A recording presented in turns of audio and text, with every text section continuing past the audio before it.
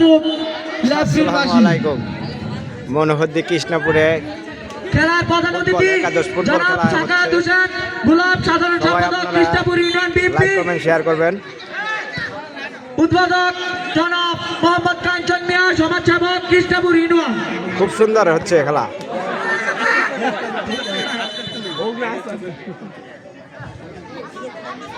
আমাদের ব্যাপারী একজন হলুদ কার্ড দেখানো হচ্ছে। This is a run Rony sorry নাম भी देख कर तो